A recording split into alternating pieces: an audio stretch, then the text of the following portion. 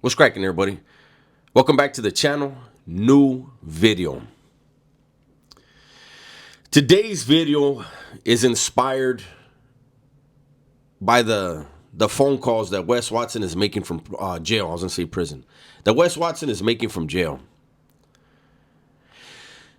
Wes was out here in the world. He had all the material things that he wanted. He had a bunch of people around him. He had women around him. And he was miserable. Nothing made him happy. You never saw him smile. You never heard him laugh.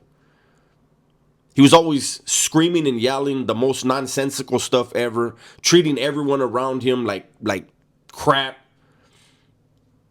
And you hear him now in jail. And he's happy. He's not screaming and yelling. He's still talking nonsense, but he's also talking other stuff. But the point is, the dude is happy. How could he go from having everything, all of his desires, all the material things, people in his life, and be miserable, and then go to jail, be around men, angry men, bitter men, men that are withdrawing, and find his happiness? Yesterday, when I was listening to him and I was reacting to his phone call, it reminded me of a conversation I had with a friend of mine. Now, this friend of mine is a former lifer. He did 29 years, 17 of it in the shoe. He was a very, very dangerous man. And he was blessed with an opportunity to get out. Fell under the same law as me. He fell under the youth offender law. And this conversation we had was probably about 4 years ago, 5 years ago. And again, this is a very serious dude. Like, if you met him, he's very quiet, very serious guy, very good dude.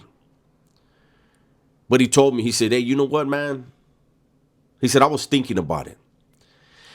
He said, now that I know what living really is, now that I've really experienced life, I think if I went back to jail, I'd lose my mind. I get it. I listened to Wes, and it goes back to why I originally started clowning Wes all those years back.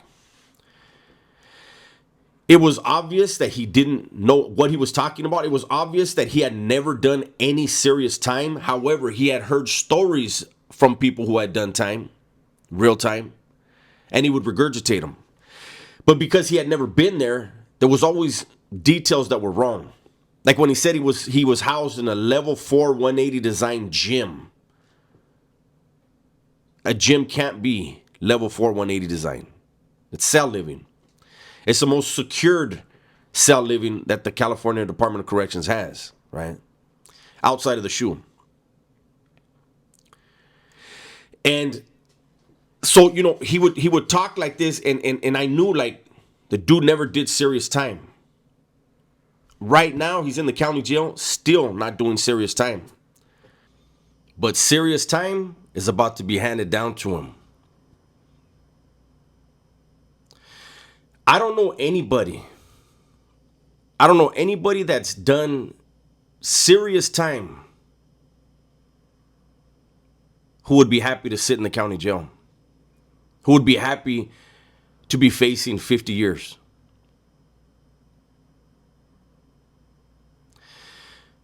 Wes Watson, again, I mentioned it yesterday, and I want to go into a little bit more depth. He's making these phone calls.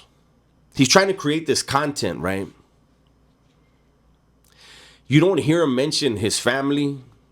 You don't hear him apologize to his family, to his friends, to his loved ones for putting himself in the situation to where even if you want to believe his story that Megan's lying, you still put yourself in a horrible situation.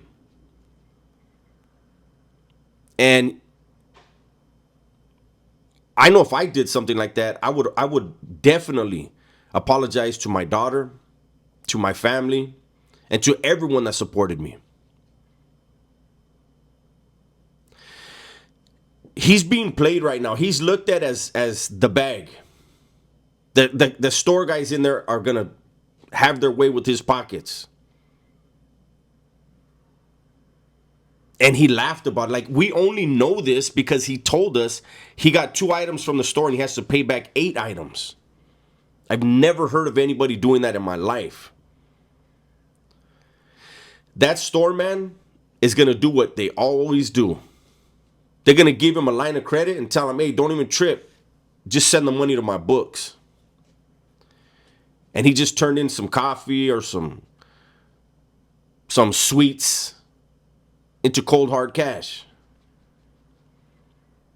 And Wes, the sucker, is smiling and giggling, thinking it's funny. He's gonna do time. And the people who were around him aren't gonna be there for him. He has no politics to hide behind. He's actually going to do the 10 years that he always talks about. He wasn't sentenced to 10 years out here in California. He didn't do 10 years. I have a feeling he's going to do 10 or 15 on this one.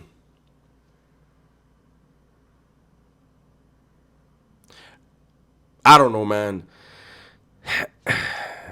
I just wanted to point that out where, again, a good friend of mine, and this is a conversation from years ago, he said, I think if I went back, I'd lose my mind.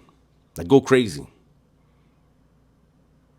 And it's because prior to our incarceration as juveniles, as young men, we were living a lifestyle where we didn't value ourselves. We didn't value anyone. We didn't value life at all. And we ran through and we did whatever we wanted when we wanted. The rules and the laws of society didn't apply to us. We didn't care. And we weren't living. We were selfish. We were self-centered. And everything caught up to us. And the state sat us down for decades. Luckily, we learned how to be men behind those walls. And that knowledge afforded us an opportunity to get back into society. And we're very, very grateful for what we have. Some have more than others, and we don't care. We appreciate what we have. We appreciate who we have in our lives. But see, Wes Watson, he never had a rough time in prison. He got his ass whooped a few times for running his mouth and lying all the time, but he didn't do hard time. He didn't see old men who got busted when they're 18, 19 years old and were 70 years old. And they were still out there pushing a line, wishing they could get out.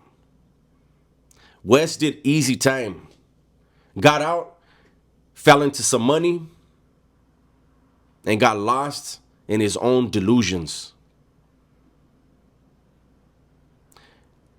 Things are going to get rough. Things are going to get rough for him. And I honestly don't think he's built for it. I don't. Unfortunately, we're going to find out one way or the other how this ends. That's my video for today. Hopefully you guys enjoyed it. Everybody, please be safe, be smart, and tell the ones you love that you love them, man. I'm out of here.